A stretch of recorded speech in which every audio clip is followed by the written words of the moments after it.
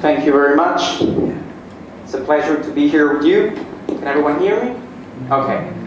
So, this is my company which I founded called Inverspath, and I'm a computer security researcher. So, basically what I do for my work is thinking outside the box.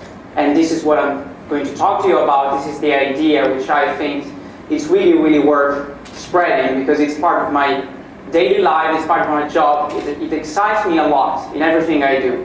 And I think being excited about doing things is one of the most important things in life, not to mention in your work. And that's why I would like to talk to you about this. And I would like to talk to you about hacking. So that's what we do when we work in computer security. We hack things. Now, most of the people, when we talk about hacking, they think about pirates. That's what you think, right? People that want to steal your information, they want to steal your credit card information, they want to copy games, they want to do very nefarious, very criminal acts against humanity and against your computer and against network. But that's really not the case. The fact that hacking is being associated to this kind of behavior is really a myth, which I would like to clear. And I'm really not sure why they think about pirates. Maybe they think that people interested in stealing your credit card information and how with chips and swords and stuff, but that's really not the case. I've never seen a pirate myself. So what is a hacker, really? So a hacker is someone who enjoys the intellectual challenges of creatively overcoming or circumventing limitations.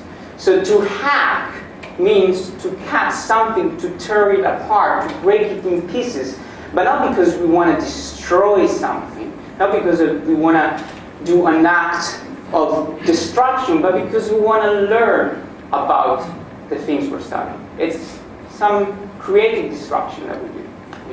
Creative destruction is a term which is often associated to art as well. But this is really what all of this is about. And it's also about thinking outside the box. And I'm going to give you a few examples drawn from my experience, from my personal experience, as well as the experience of others, to hopefully let you know what all of this is about. So I like this quote very much. It is a miracle that curiosity survives formal education. So I like this quote because in this case we're talking about thinking outside the box, and sometimes the box itself is formal education.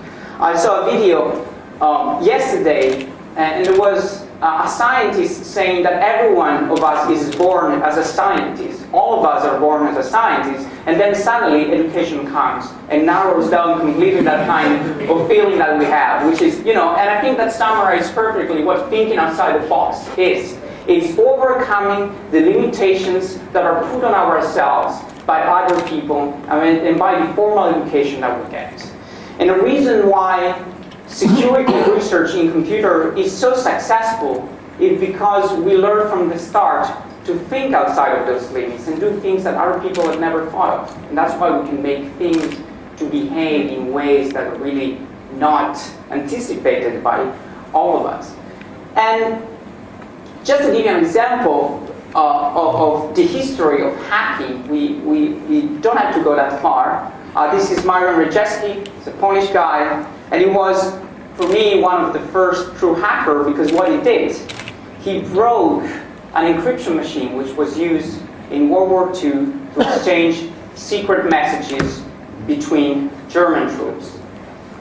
And what he did was truly something completely unique. He applied for the first time ever group theory, which is a mathematical theory, to cryptography, and he was the first one able to decode what this machine was doing, which was encrypting messages. And no one ever done that before. And what he did opened a new way for testing cryptographic messages. And it was really something remarkable. And his actions were one of the consequences for actually the Allied winning the war. And it was something remarkable to me. And if we go in recent time, this guy, John Draper, also known as Captain Crunch, is one of the greatest examples of thinking outside the box. So what he did,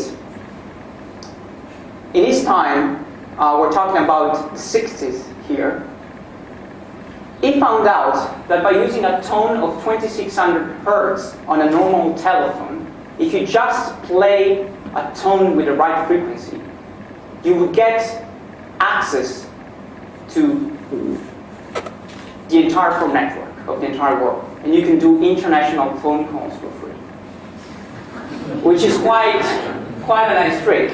And the way he did it, you might think that hackers, they use elaborate technology. We have, all kinds of equipment. We have a van full of computers and circuits and everything. So what he used really was a whistle which was present in a box of cereal. So you can buy a box of cereal, you have a whistle which emits a frequency at exactly 2600 hertz. And that gives you unlimited international phone calls, which is nice. And he was one of the first people to actually do what is referred to as phone phreaking. So playing pranks with the phone, calling the Pope. That's what Steve Jobs did. The guy that created Apple, he also used these kind of techniques with so-called blue boxes. One of the phone pranks they did, they called the Pope. Because so when you are in the US and you can make free international calls, of course, what you're going to do, well, let's call the Pope. We can call the Vatican. And I don't know why, I would never do that, but anyway, they did that with something very similar to this whistle. And this is a classic example of thinking outside the box. You take something that actually is in a box and you use it in a completely different way that no one has ever realized. And of course, when this information got published, the phone companies weren't so happy, and that's why they invented out-of-band signaling, which is a way that prevents using tones like this for making unlimited international phone calls. So, yeah, thinking outside the box is really something that it's embedded into how hackers think, and this is directly related to what we do as a computer security researchers. And after these two examples, I humbly present to you my own personal experience into hacking. And this is where it all started really with the Lego. So I assume that you all know what Lego is, okay? So before my first computer, I played with Lego a lot. Because what you do with Lego, you get something in a box, and you get, you build a ship, you build, a truck, you build a plane. And usually that took me, I don't know, half an hour to do. My parents were very disappointed. They were giving to me a new Lego set. Okay, here you go, here's a present. Okay, in 1 hour, done. And they weren't very happy. But come on, we spent so much money for that. I mean, and in 1 hour you're done. Yeah, but now, what I used to do, I tear it apart completely and I do something else. Because when you get a Lego set, you get bored by just doing what's present, what's displayed on the box. And you want to be creative, you want to do more things. And I think I blame Lego for getting me into computer security research in some ways, because it really inspired me to create something which was different, And after Lego, this thing came into my house, a Commodore 64. It was given to me by a friend of my parents, and so one day, so here you go, this is a computer. And my parents were very afraid that this could, somehow affect my development or my intelligence, impair me. So they told me, you can only use it 1 day a week. And I died inside. I was 8 and I was already dying inside because I couldn't use it only 1 day a week. Before even taking it outside the package, I thought that the word owed to me something that I was introduced to 6 seconds before. I think that was, I really got immediately fascinated by this kind of device. And this kind of device, it was very limited. It could display 16 colors. 16 colors. Now your phones can do 16 million colors. This thing can do only 16. And I think the beauty of it is that it is so limited that it forces you in a way to be creative. Nowadays, if you have young kids, you give them a PlayStation and they can get any game they want. They can get 1,000 games. They can go on the internet and get more games. You have this graphic that seems more real than real life, and you can do anything they want. And I think what that does, it cuts creativity a lot. Because instead with this device, I was first to learn how it was working in order to play the games I wanted. If I wanted to copy a game on this device, I needed to understand how the copy protection mechanism was working in order to copy the floppy drive from my friends. I couldn't just go online, Google for a game, download it, and play it, as you can do now. And this limitation was very creative.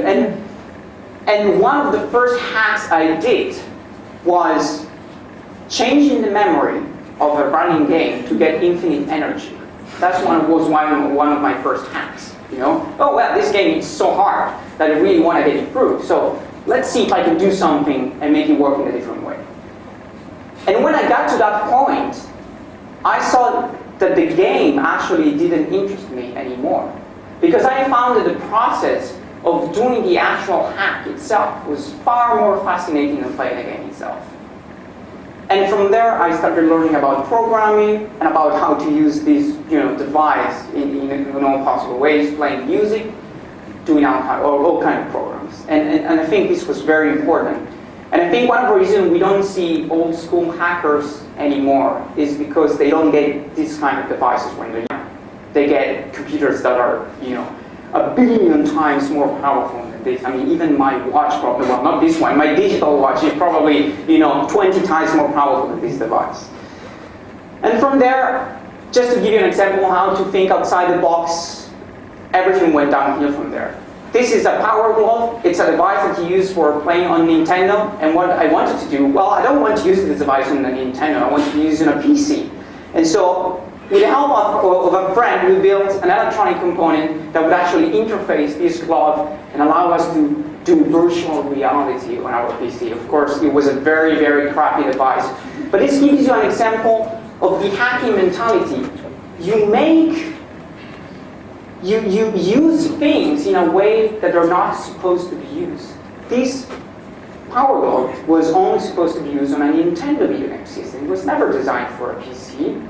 But the challenge itself, inspires you, well, to make it do something different. And that's also one great example of hacking. It's not only stealing software and credit card information. This is hacking, making things behave in an unexpected way and making them go beyond their original purpose. Because a power glove on a PC was way cooler than a power glove on a Nintendo game system.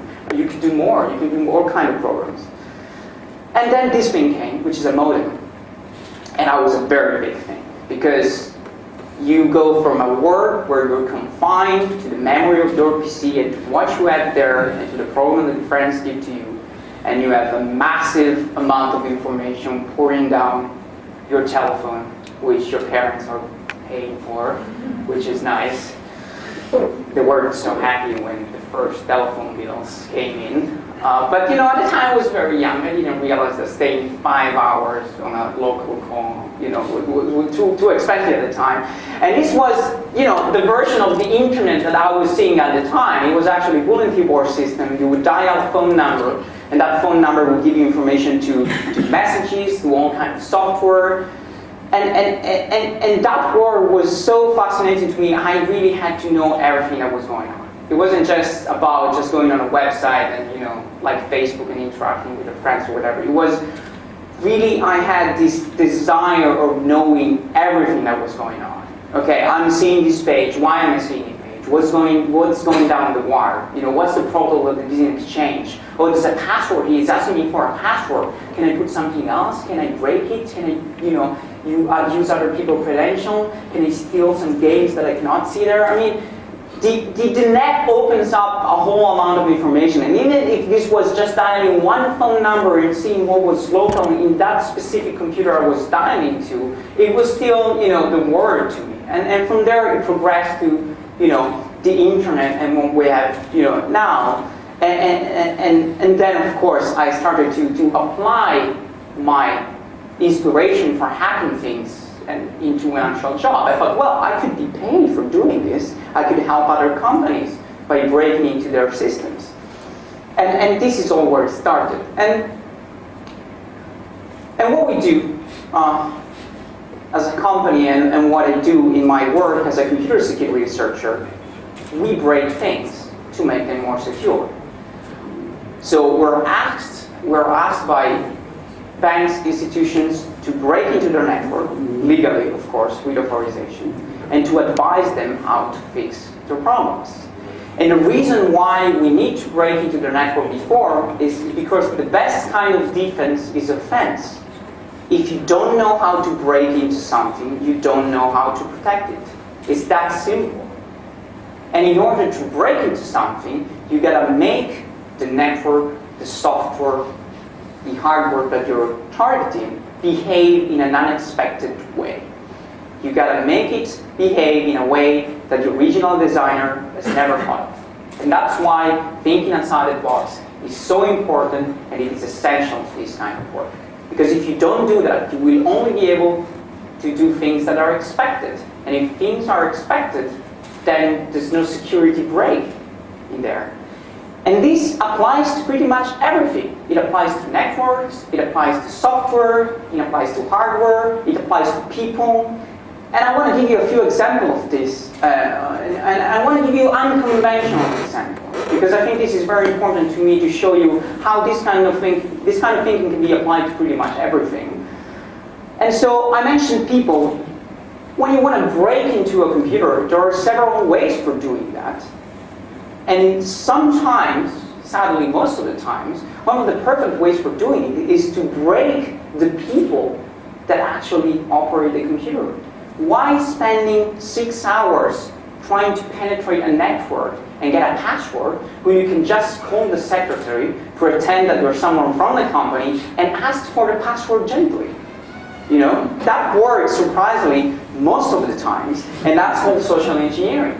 And that's something that computer security researcher, a proper computer security researcher needs to know how to do. Okay? So don't think of us as nerds that they type on their computer all the time. We actually also pick the phone and call people. So we're also very social, as you can see.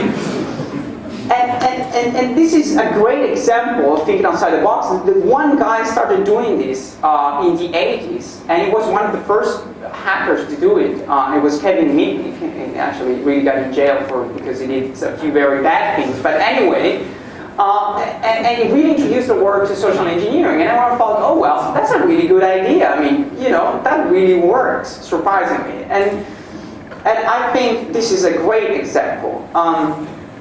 And then, this is another example. Well, I mean, in a computer security talk, why would you think a car would be there? So this is my previous car, and this is what happened.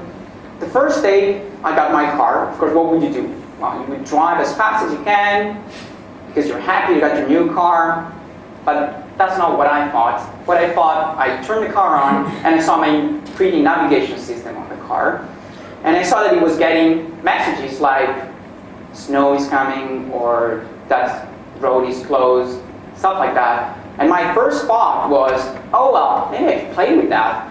Could you send fake messages and make people go, you know, where I want to do? That was my first thought when I started the engine. I saw this thing and I thought, well, I can break into that. That's how I think, you know? You see a door, you want to open it. You know, it's like a disease. So what we did, we created a device that would send, you know, with that nice antenna, fake messages to the car, and so that you could present like a bumble or stuff like that, right? And I had a very profound effect on the general public, because no one thought, oh, you could display that on your car? Yes, you can. But is it complex to do? Well, not really. You can spend €50 and you build that device and it works. And, you know, it was pretty scary. And you know, and this is one example of really applying, think outside the box and applying this kind of research to something that is really not expected. You know, we're not playing only with computers, but we can play pretty much everything that can have a security implication. Second example that we did, we wanted to intercept what you're typing on your keyboard, and we thought, how can we do it? Could you break into your computer and steal, you know, the data you have? Of course you can do that, but that's not cool. Let's try and do something different. And we realized that we could actually get what you're typing from the power line, from a power socket, which is on the same electrical system. And so we had this crazy idea of hooking up a detecting device on a power cable, which was attached to the same electrical system. And if you go to an electrician and he sees something like that, it's like, what the hell is that? You're going to get electrocuted by that. But instead what we did, we actually detected what we were typing on the computer from the power line. And no one has ever done that before. No one thought it was possible. And everyone told us when we were doing it, when we were, saying to other people, this is what we're going to do. It would work, but no. They didn't believe it. This is one other thing we did. We used laser beams to intercept the keystrokes from a laptop. And this was so weird that it got used by Hollywood in an episode of Numbers, which is a television series, So I bet that everyone that saw that show said, oh, that idea is so crazy, that's fantasy, this is a television show. Well, no, actually we did it, and they took it from us, which was very nice. And this is what we're playing with right now, which is credit cards, which you might think, well, credit cards are secure. Of course, there's a whole industry into that, but well, no, they're not really secure. And we're going to present a talk about credit card security next month. And again, thinking outside the box helps, because if I can see you, you can see me. This is the philosophy that the people that design these systems apply. They think that something is secure because they cannot think of ways that you can break into the system. But see, this is the problem. Because they design the system themselves, they cannot think outside the boundaries of that system. And that's why thinking outside the box, it is so important. Because it's the only way for learning how to break this system, how to think in a new and inspiring way, how to learn, more from that device, and to make it work in an unexpected and beautiful way. And so this is the definition, an expanded definition of hacker that I want to give it to you. A hacker is someone who thinks outside the box. It is someone who discards conventional wisdom and does something else instead. It is someone who looks at the edge and wonders what is beyond. It is someone who sees a set of rules and wonders what happens if you do not follow them. A hacker is someone who experiments with the limitation of systems for intellectual curiosity. So see, hackers are not people that deal with computer security. Hackers are people like Galileo, Newton, Darwin, Einstein. These are the true hackers. And I tried to put this slide as far as possible from my name, because I really don't want to give you the impression that I wanted to be associated with these great minds. Okay, this is my humbly tribute to these kind of people. But really, all of you can be a hacker. All of you can think outside the box and apply to whatever work, to whatever is your field of expertise. And I really hope that I inspire you into doing it, because I think it's one of the most exciting philosophies in my life, in my work, that it benefits a lot from that and really make me happy. Thank you very much for